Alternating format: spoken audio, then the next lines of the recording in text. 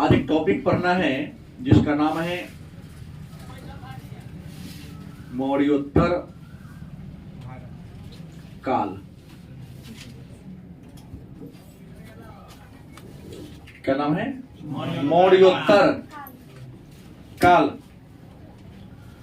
प्रश्न है कि आपके मन में होगा ये मौर्योत्तर काल क्या है। तो मौर्य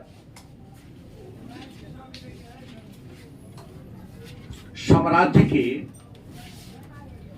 बाद के काल को या समय को मौर्योत्तर काल कहते हैं। मतलब मौर्य साम्राज्य के पतन के बाद जो समय आया उसी समय को हम मौर्योत्तर काल या मौर्य साम्राज्य के बाद के काल के नाम से जानते हैं। मौर्योत्तर काल में मुख्य रूप से हमें दो राजवंश के बारे में पढ़ना है। एक पढ़ना है शुंग वंश तथा दूसरा क्या पढ़ना है? कण्व वंश। हालांकि मैं थोड़ा एक अलग टाइप बना लिया हूं कि हम मौर्योत्तर काल का एक नया नाम दे देता हूं, ब्राह्मण साम्राज्य। और ब्राह्मण साम्राज्य टाइटल के तहत, हेडिंग के तहत हम तीन राजवंश को बनाते हैं। यहां मैं उसको काट रहा हूं क्योंकि हम केवल और केवल मगध की ओर चल रहे हैं और जिसको मैं कहता हूं उसका नाम है सातवाहन। चूंकि सातवाहन दक्षिण भारत का था, उसके भारत की राजनीति में प्रवेश होता है लेकिन विदेशी आक्रमण के बाद, इसलिए मैं उसको यहां स्टॉप किया हूं। तो मौर्य साम्राज्य के पतन के बाद मगध पर पहले शुंग वंश का शासन हुआ। शुंग वंश के पतन के बाद कण्व वंश का शासन हुआ। तो शुंग वंश के शासन काल और कण्व वंश के शासन काल को मगध के इतिहास में सम्मिलित रूप से मौर्योत्तर काल के नाम से जानते हैं। याद रहेगा छोटे बच्चों के लिए कि मौर्योत्तर काल क्या है। तो मौर्य साम्राज्य के पतन के बाद जिस समय की शुरुआत हुई उसी समय को मौर्योत्तर काल के नाम से। और मौर्योत्तर काल में किसको किसको पढ़ेंगे? शुंग वंश और कण्व वंश पढ़ेंगे। तो सबसे पहले हम लोग पढ़ेंगे किसके बारे में? शुंग वंश के बारे में पढ़ेंगे। किस वंश? शुंग वंश को पढ़ेंगे।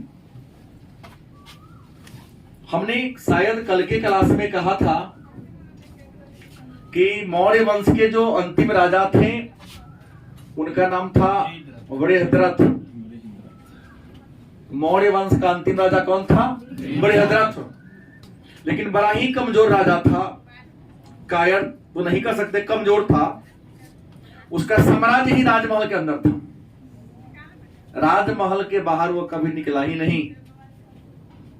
जैसे जब जहांगीर का नूरजहां से निकाह हो गया तो इकबालनामा जहांगीरी में मोतमीद खान ने लिखा है कि जहांगीर का स्टेटमेंट था कि हमें शेर भर शराब और कबाब के अलावा कुछ नहीं चाहिए, हमने तो बादशाहत अपने बेगम को दे दी। ये जहांगीर का स्टेटमेंट है और यह स्टेटमेंट जहांगीर ने तवाकत ए जहांगीरी जिसकी रचना मोतमीद खान ने किया वहां पर लिखा है। और सही में मुगल साम्राज्य के इतिहास में 11 ईस्वी से 1627 ईस्वी के काल को नूरजहां का काल कहा जाता है। क्योंकि जहांगीर ने नूरजहां से निकाह कब किया? 1611 में किया था। तो ऐसे ही बृहद्रथ मौर्य वंश का अंतिम राजा था। इनका साम्राज्य ही राजमहल के अंदर था। हमको लगता है शराब और कबाब के अलावा इन्हें भी कुछ नहीं चाहिए था। जनता की क्या स्थिति है, जनता खा रहा है या भूखे मर रहा है, इसे कोई मतलब इसको इनके हमको लगता है कि पत्नी के अलावे कुछ पदाधिकारी के अलावा इसको चिंता भी नहीं है। इसी का फायदा उठा लिया इनका मुख्य सेनापति। कौन? इनका सेनापति इनका फायदा उठा लिया। इनके सेनापति का नाम था पुष्य मित्र शुंग। सेनापति का नाम था किनका? बृहद्रथ का सेनापति का। एक दिन कहा कि महाराज चलिए ना सेना का निरीक्षण करा देते हैं कि सेना कितना अपना पास है, कौन कौन हथियार से लए थे। और सेना के निरीक्षण कराने गया, दिखा रहा था सेना को। नहीं, इंडियन सिनेमा देखे, कहता है कि अपने आर्मी को अलग तरीका से ये किया रहता है प्रशिक्षण, कि हम कहेंगे ये करना तो ये, इसका मतलब तो अगर हम कहेंगे सिट डाउन, सब खड़ा हो जाए, क्योंकि सिट डाउन मतलब क्या होता है, अपराधी होगा वो बैठ जाएगा, तुम लोग तो खड़ा होगा, पकड़ा जाएगा अपना गलत कौन है, जो मेरे टीम का नहीं है। सेना को कह दिया होगा अपराधी को पकड़ के लाए, क्योंकि सेना तो राजा को चिंता नहीं है। सेना का निरीक्षण कर रहा था कौन, बृहद्रथ, अपने सेनापति के साथ। पूरे बीच सेना के सामने ही बृहद्रथ की हत्या कौन कर दिया। सोचो राजा कितना कमजोर रहा होगा कि राजा की हत्या सेनापति के सामने कर दिया। मतलब सेनापति ने राजा की हत्या सेना के सामने, मतलब सेना राजा को चिंता ही नहीं था। इसलिए मैंने कहा कि इनकी रियासत शायद राजमहल के भीतर ही थी।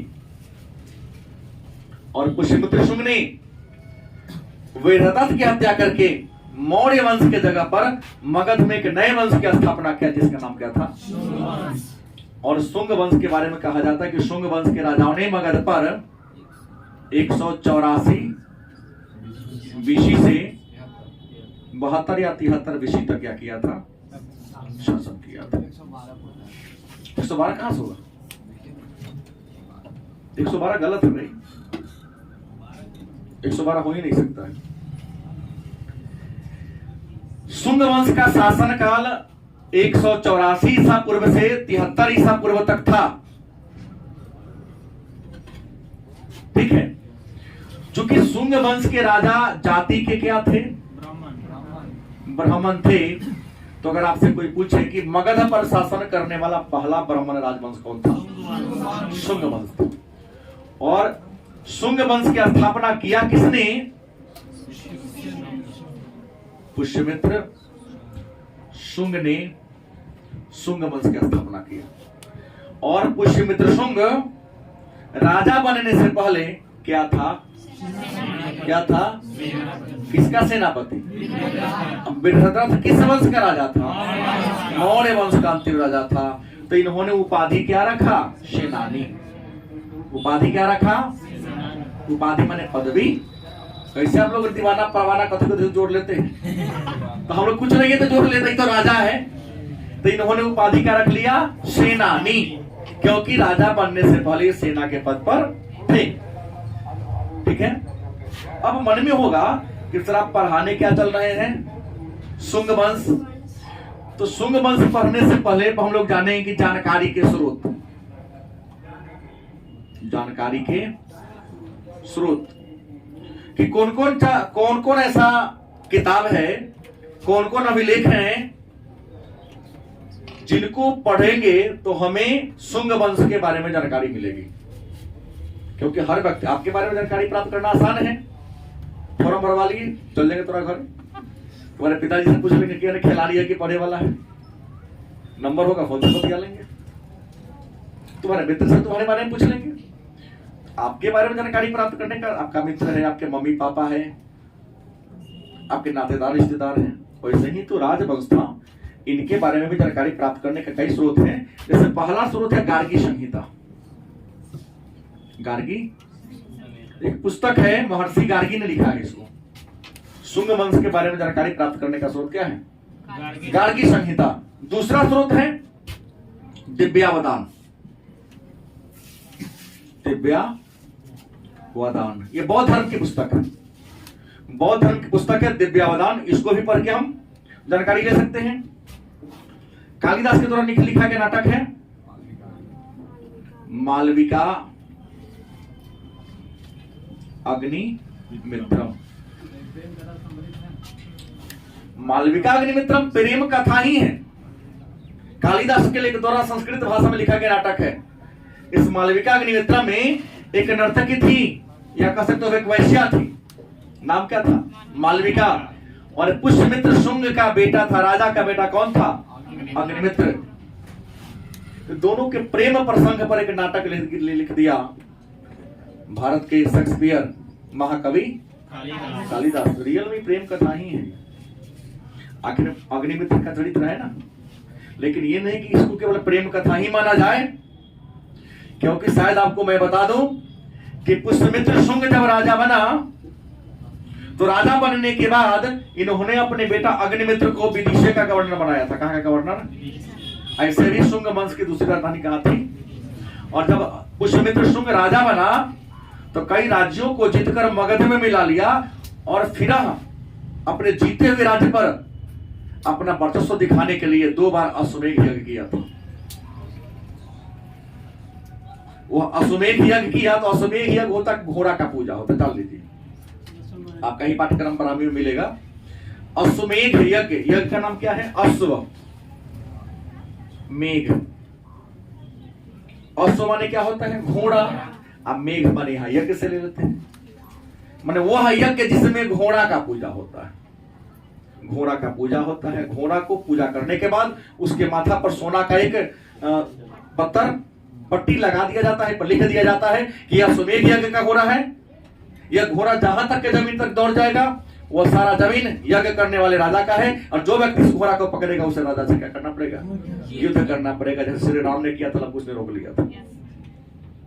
पुष्यमित्र शुंग का घोड़ा भाग रहा था, इसके सेना अगर बेटा अग्निमित्र ओकरा पीछे पीछे जे रोकेगा वैसे युद्ध होगा। सिंधु नदी के किनारे यवनों ने घोड़ा को रोक लिया था। सिंधु नदी के किनारे जब घोड़ा भागता भागता गया तो पुष्यमित्र शुंग के यज्ञ के घोड़ा को क्या कर लिया? रोक लिया। घमासान युद्ध हुआ अग्निमित्र मतलब शुंग वंश के शासक और यवनों के बीच सिंधु नदी के किनारे। उसमें यवन क्या हो गए और यज्ञ का घोड़ा लौटा के ये ले आया। तो प्रश्न ये नहीं कि केवल प्रेम प्रसंग ही है, प्रेम प्रसंग के अलावा जो मैं कहानी कहा हूं, इस कहानी पढ़ा हुआ है पुस्तक, इस पुस्तक का भी इसमें क्या है? वर्णन है। इसके अलावा हर्षचरित, बाणभट्ट बहुत बड़े नाटककार थे, साहित्यकार थे, बाणभट्ट के द्वारा लिखा गया है हर्षचरित्र, जिसमें हर्षवर्धन जो वर्धन वंश के प्रतापी राजा थे चर्चा होगी, उसके बारे में भी आगे हर्षवर्धन के बारे में चर्चा है। इसी हर्षवर्धन के शासन काल में बौद्ध धर्म की 5वीं सभा हाँ रहे चर्चा किया गया है। छठा जो स्रोत है जिनसे हमें शुंग वंश के बारे में जानकारी मिलती है उनका नाम है हाथी गुम्फा अभिलेख। क्या है? हाथी गुम्फा अभिलेख। ये उड़ीसा में उदयगिरी की पहाड़ी में। क्या? चेदी वंश या महामेघ वाहन वंश के राजा खारवेल के द्वारा लिखवाया गया। चेदी वंश जो उड़ीसा में राज करती थी उस चेदी वंश का नाम था महामेघ वाहन वंश, और उस वंश का सबसे प्रतापी राजा था खारवेल। उन्हीं के द्वारा उदयगिरी की पहाड़ी में, उड़ीसा में उदयगिरी की पहाड़ी है, एक गुफा बनवाया गया था। उस गुफा का नाम है क्या है? और उस पर अभिलेख लिख पाया गया गुफा के अंदर। इस गुफा के अंदर वाला लेख को पढ़िएगा तो आपको शुंगों के बारे में जानकारी मिलेगी। इतना ही नहीं, अयोध्या अभिलेख। क्या है? शुंग वंश के एक राजा थे, नाम था धन्यदेव। क्या नाम था? धन्यदेव का अयोध्या अभिलेख को पढ़ेंगे तो हमें जानकारी मिलता है कि शुंग वंश में कौन कौन राजा थे, उनका साम्राज्य कहां से कहां तक था। इसके अलावा मत्स्य पुराण और ब्रह्मांड पुराण।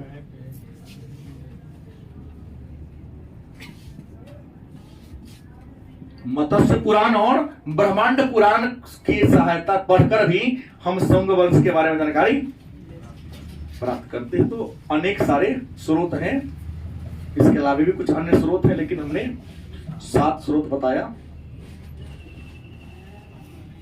तो एक प्रश्न है आपसे, पुराण कितने हैं? बैठ जाइए, दूसरा कोचिंग पढ़िएगा तो बहुत बेइज्जती कीजिएगा हमारा।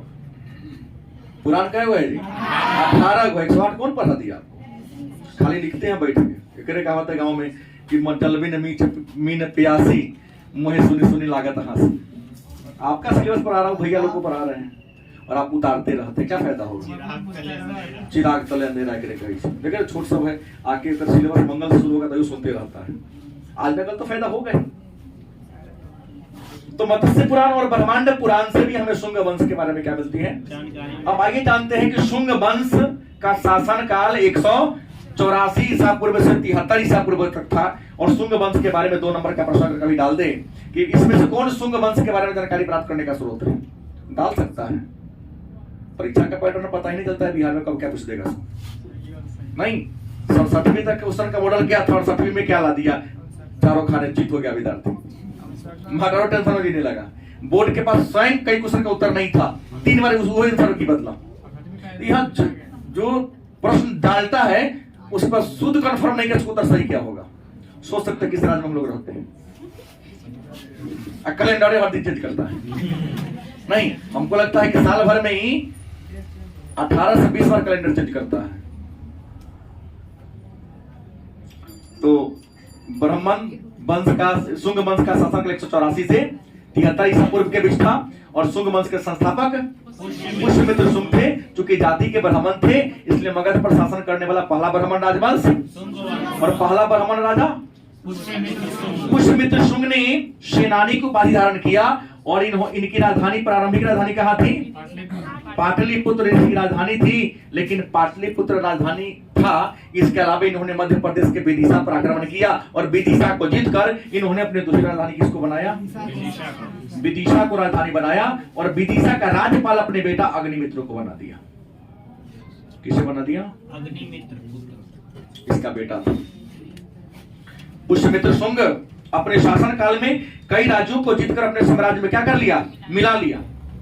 और अपने साम्राज्य को मजबूती प्रदान करने के लिए, अपने प्रभुत्व को और आगे दिखाने के लिए इन्होंने 2 बार क्या किया था? मैंने अश्वमेध के बारे में चर्चा कर दिया। इसमें घोड़ा का पूजा होता है, क्या क्या होता है। सो अश्वमेध कै दिन चलता है? 3 दिन। 3 की जहां तक घूम जाए, 3 दिन में जितना घूम जाए। हाँ, इस यज्ञ को कराने वाले जो पुरोहित थे पतंजलि, क्या नाम था?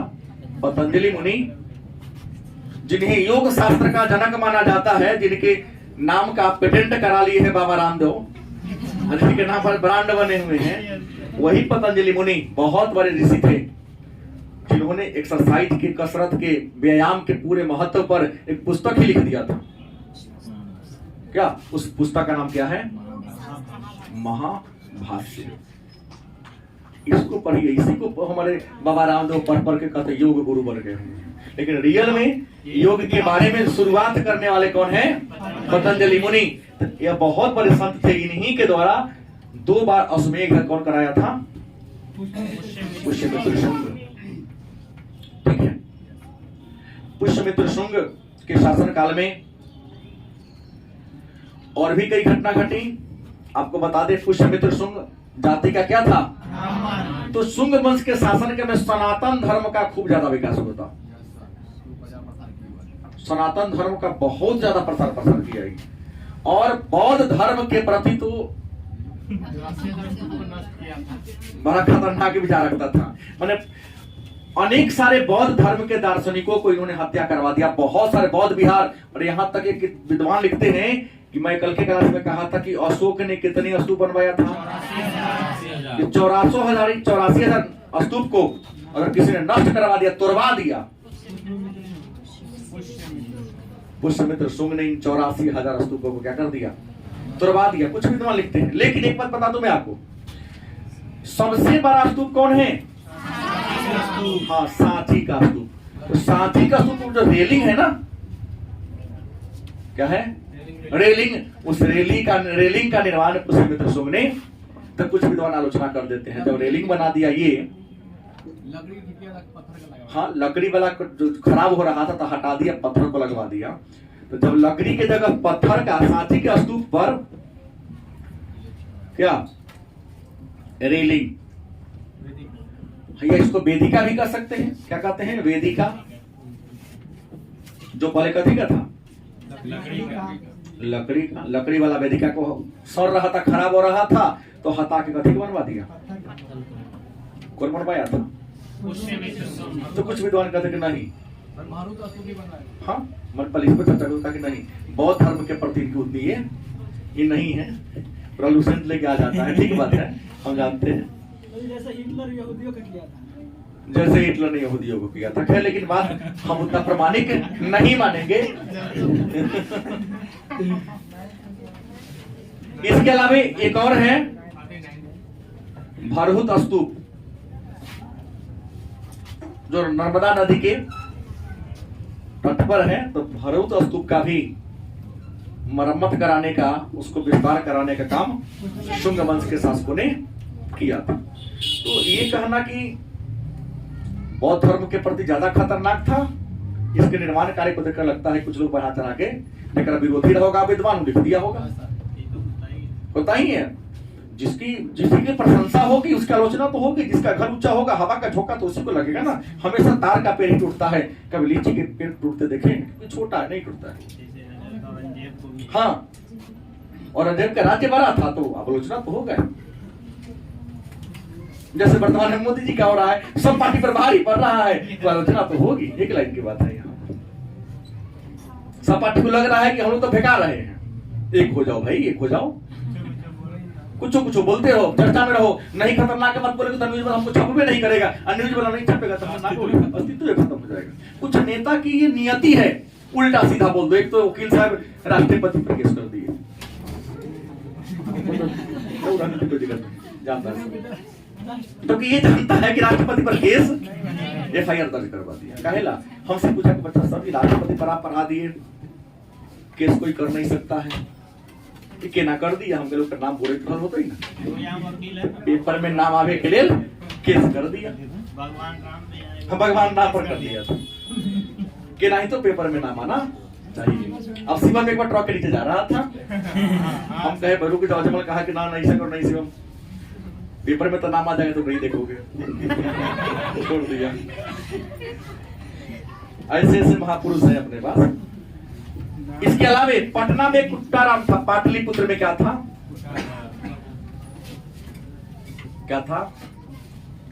कुट्टाराम, जो बौद्ध धर्म का एक विहार जैसा था, उसको भी नष्ट कराने का पुष्यमित्र शुंग ने क्या किया था? प्रयास किया था, लेकिन भविष्यवाणी हुई थी, कारण क्या कर दिया था? छोड़ दिया। जो तोरा उसको ही मरम्मत करा दिया। पुष्यमित्र शुंग मर गया, तो पुष्यमित्र शुंग के मरने के बाद शुंग वंश का जो दूसरा का राजा बना, ये था पहला राजा। उसका नाम क्या था? नहीं, अग्निमित्र। क्या नाम है? अग्निमित्र। ये पुष्यमित्र शुंग का पुत्र भी था और उसका क्या था? उत्तराधिकारी था। और इनके शासन काल में ज्यादा घटना नहीं है, इनके बारे में जानकारी प्राप्त करने का एक स्रोत है मालिक का अग्नि। और इन्हीं के शासन काल में इंडिया पर यवनों का क्या हुआ था? आक्रमण हुआ था। लेकिन इतना प्रभावशाली राजा थे कि यवनों के राज्य आक्रमण को सिंध नदी के किनारे जाकर क्या कर दिया? हरा दिया। और सिंध नदी से भागने के लिए क्या कर दिया था? मजबूर कर दिया था, वो भाग गया था। और जिस यूनानी ये यवन शासक को हराया था, नाम बोलिए दिया, डेमेट्रियस। कल के क्लास में चर्चा करेंगे कि इसके बाद विदेशियों का जो अटैक हुआ तो उस पर चर्चा हमारी कल होगी। इसके अलावा इस वंश का एक और चौथा राजा था, तीसरा का नहीं करूंगा, इतिहास में कुछ किया ही नहीं तो क्या नाम लिया जाए। चौथा राजा था, उसका नाम था वसुमित्र। वसुमित्र उसका नाम था, सॉरी चौथा का वसुमित्र नाम था उसका। नाम छोड़ दीजिए, यहाँ भी नाम है। इस शुंग वंश में कुल मिलाकर 10 को राजा हुए। कितने राजा हुए? 10 राजा हुए। पहला राजा पुष्यमित्र शुंग, और अंतिम का नाम तो सब जानबे करता, देवभूति। क्या नाम है? देवभूति। हाँ, देवभूति के पूर्वजों ने अपने राजा की हत्या कर दिया था, सत्ता पर आया था, तो देवभूति की हत्या भी एक सेनापति कर दिया। वासुदेव नामक सेनापति ने कर दिया। और कर्ण वंश को नष्ट करके, शुंग वंश को नष्ट करके क्या लाया? कर्ण वंश लाया। तो एक आता है वसुमित्र, आता है जो शुंग वंश का क्या राजा हुआ? चौथा हुआ। तीसरा का नाम नहीं बोला, वसुमित्र बोला। वसुज्येष्ठ तीसरा होगा, उसने कुछ किया नहीं। अब यहां जोड़ सकते हैं जब नाम है तो वसुज्येष्ठ, ये अब तीसरा ले सकते हैं। कुछ नाम ने किया नहीं काम में, राजा बना, कुछ वर्ष रहा तो हट गया, लेकिन इतिहास में उसी का नाम लिखा जाता है जो कुछ किया हो। इस वसुमित्र के शासन काल में भी, वसुज्येष्ठ का पुत्र वसुमित्र था, इसके शासन काल में भी एक बार यवनों का क्या हुआ था, दूसरी बार देखा कि हार गए। यवन बार बार इंडिया में घुसने का प्रयास कर रहा था ताकि उसको इंडिया में साम्राज्य का विस्तार करना था, यहां भी मौका नहीं मिला। और वसुज्येष्ठ मित्र के शासन काल में मौका नहीं मिला, क्योंकि इसने भी दूसरी बार यवनों को क्या किया था, हराया था। इसके अलावा और भी कई राजा हुए, इतिहास में ज्यादा उपलब्धि नहीं है। एक बार 9वां राजा पर आते हैं, और शुंग वंश का जो 9वां राजा हुआ, नाम है उसका भागवत। क्या नाम है? भागवत 9वां राजा है। भागवत को कई जगह भागभद्र भी लिखता है नाम, भागवत का ही अन्य नाम क्या है? भागभद्र। हाँ, भागवत कहे तब चाहे भाग भद्र कहे तब। ये शुंग वंश का क्या राजा हुआ? 9वां राजा हुआ, और इनके शासन काल में भी शुंग वंश का काफी समृद्धि विकास हुआ। किसी ने इनके राज्य पर आक्रमण करके इनके राज्य की सीमा को छोटा करने या कम करने का प्रयास नहीं किया, लेकिन इनके मर जाने के बाद इनका बेटा राजा बना, जो 10वां राजा है। नाम क्या है? देवहूति। जितना बड़ा राज्य इनका हो चुका था, उस राज्य पर नियंत्रण करने के सामर्थ्य इनके अंदर क्या थी? नहीं थी। इसका परिणाम क्या हुआ? इनका सेनापति, इनके सेनापति का नाम क्या था? वासुदेव।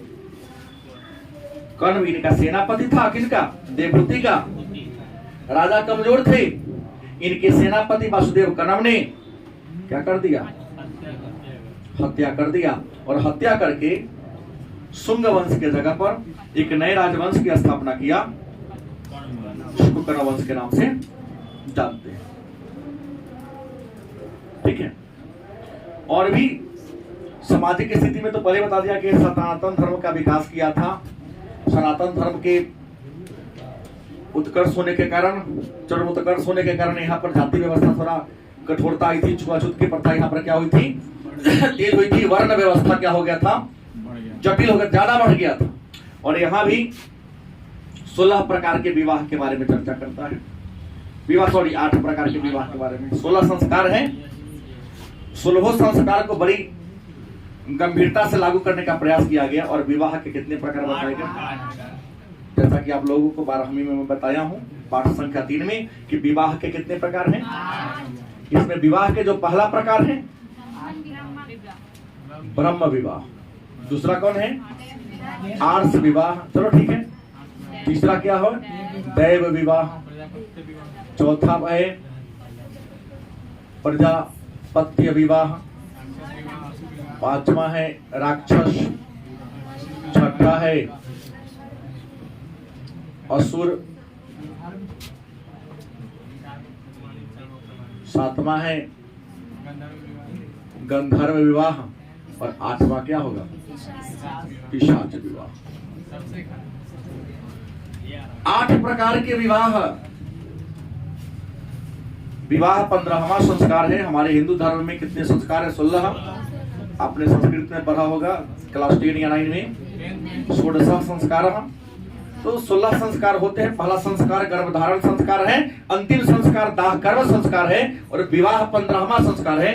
लेकिन हमारे एक धर्म की पुस्तक है मनुस्मृति और महाभारत के आदि पर्व में विष्णु पितामह ने विवाह के 8 प्रकारों का उल्लेख किया है, बताया है। पहला कौन है? ब्रह्म विवाह। ब्रह्म विवाह में क्या होता है कि पिता अपने कन्या को विभिन्न प्रकार के वस्त्र और आभूषण से सुसज्जित करके एक योग्य पुरुष के हाथ में क्या कर देती है? क्या जी? क्या कहलाएगा? ब्रह्म विवाह। दैव विवाह में क्या होता है? अनुष्ठान कराने वाले, अनुष्ठान में जो पूजा पाठ कराने वाले पुरोहित हैं, उनके व्यवहार से संतुष्ट होकर अपनी कन्या को दक्षिणा स्वरूप उनके हाथ में सौंप देते हैं। लेकिन ये परंपरा राजपूतों में प्रचलित है कि राजपूत लोग अपने पुत्री को दान किया करते थे। तीसरा आर्ष विवाह की बात करते हैं। तो आर्ष विवाह में लड़की वाला लड़का वाला से एक जोड़ा गाय और एक जोड़ा बैल लेता था। लड़का क्या करेगा, लड़की वाला को एक जोड़ा गाय दे देगा, एक जोड़ा, ओकरा बदला में लड़की वाला अपना बेटी सोकरा, इसे क्या कहेंगे। अगला है गंधर्व विवाह। इसको सामाजिक मान्यता प्राप्त नहीं है। गंधर्व विवाह को प्रेम विवाह नहीं, अच्छे अर्थों में हिंदी में कहा जाए, मैंने तद्भव लिया जाए ना उसको, तत्सम नहीं, मैंने यहाँ तत्सम कहा, तद्भव पे आइए। क्या कहा कि यहाँ गंधर्व विवाह मतलब प्रेम विवाह, अंग्रेजी में लव मैरिज को कहते हैं। मैंने लड़का लड़की बापू माई का परमिशन नहीं लिया और दोनों अपने सहमति से विवाह कर लिया। तो जिस विवाह में माता पिता की सहमति नहीं हो तो कहीं मान्यता उसको देगा कोई? गलत विवाह का प्रकार है। प्रजापत्य विवाह, प्रजापत्य विवाह में क्या होता है कि लड़का और लड़की दोनों को बैठा करके गृहस्थ जीवन के महत्व को बताया जाता है, कसम खिलाई जाती है। होता है हमारे समाज में, माँ बाप आगे की तरफ घूमता है, 7 को क्रिया किया, 7 को वचन, तो वही कसम खिला के विवाह करता है। पहले खिलवा देता है, उसके बाद की जो करना पूछताछ के करना, अपना मन से कुछ नहीं, कमा के लड़ा दे हाथ में देना, फिर मांग के खर्चा करना। ऐसा होता नहीं है, ऐसा होता नहीं है। बहुत जगह एक बार चंडी के रूप में आ गए थे, तोरे सब तो भाइयों पैसा खर्चा करने से पहले पूछ लेना। राक्षस विवाह में क्या होता है, राक्षस विवाह में लड़का वाला यथाशक्ति धन दे दिया। जैसे मैं आज भी गांव में होता है, देकर देकर विवाह ना होता है, खरीद के ना ले आता है, नेपाल से, बंगाल से, सुने होंगे। हम अमेरिका का थोड़ी ना, कोनो न कोनो गांव के तो हम भी पैदा लिए हैं। हमारे गांव में तो 4 को है जो खरीद के बियाह किए हुआ है। आपके गांव में भी होगा, लाजेसर में नहीं कहते वाला बात है। जो खरीद के विवाह करता है ना, उस विवाह को क्या कहते हैं, राक्षस विवाह। और असुर विवाह में क्या होता है, अपहरण कर लिया। जैसे नहीं समझे, ऐसा वो भी करता होगा जगह बियाह होने वाला, जगह में काबिलियत नहीं है, रोड चलते पर उठा के पकड़ ले जाकर उनका बियाह कर लिया। ऐसे विवाह को क्या कहते हैं। और अंतिम कौन है, सबसे खराब, कहने में भी खराब लगता है, हाँ, कि पहले शादी से पहले ही गलत तरीका से लड़की के साथ गलत संबंध करता है, उसके बाद सामाजिक दबाव में आकर विवाह कर लेता है। उस विवाह को हम पिशाच है, पिशाच विवाह के नाम से हम क्या करते हैं, जानते हैं। तो ये हमने किसके बारे में पढ़ा, शुंग वंश के बारे में पढ़ा। और शुंग वंश के बाद आते हैं थोड़ा सा कण्व वंश के बारे में चर्चा करेंगे।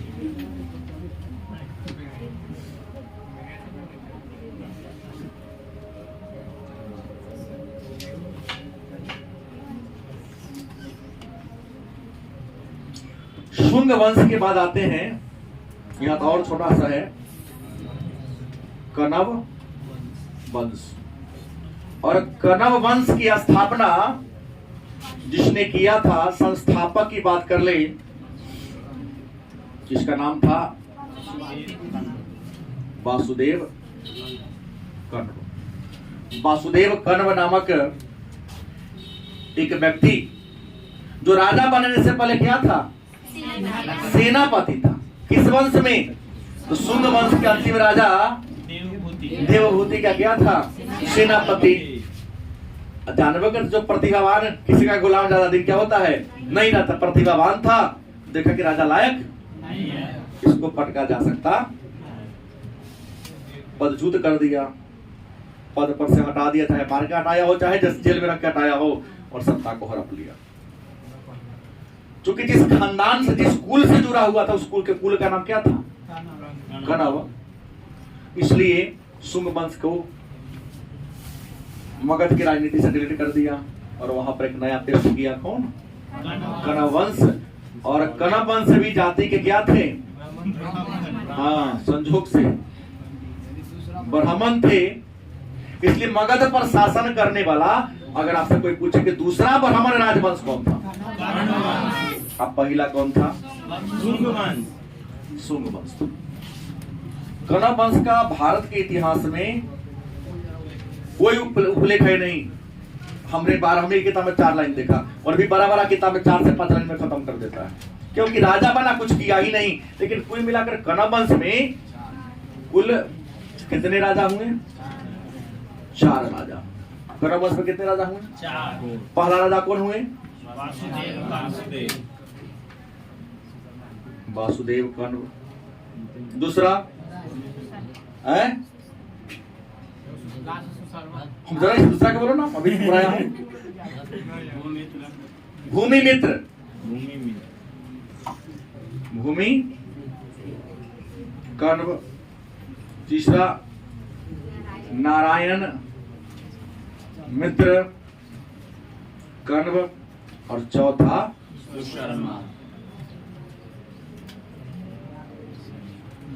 सुशर्मा कण्व।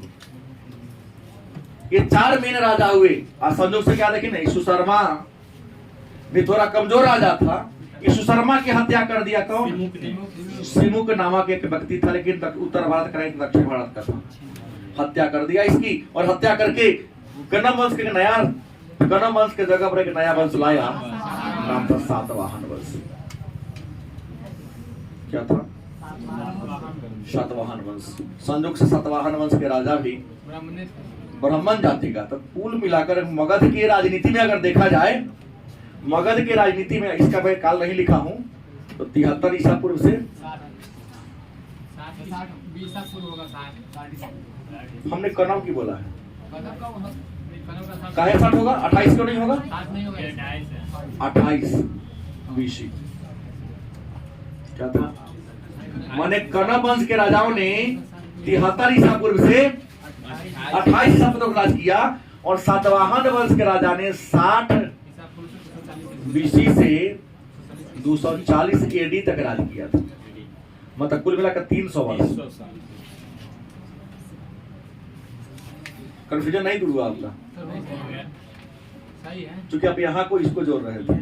दक्षिण भारत में आप कहिएगा सर आपने यहाँ खत्म किया 73, तो शुरुआत किया इसको 73 से, गलत कि सही?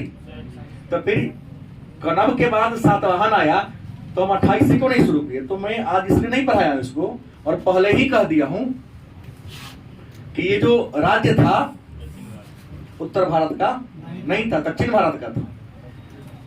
उत्तर भारत में केंद्रीय शक्ति को क्या देखा? कमजोर देखा। तो दक्षिण भारत से सीधे उत्तर भारत की राजनीति में क्या कर दिया?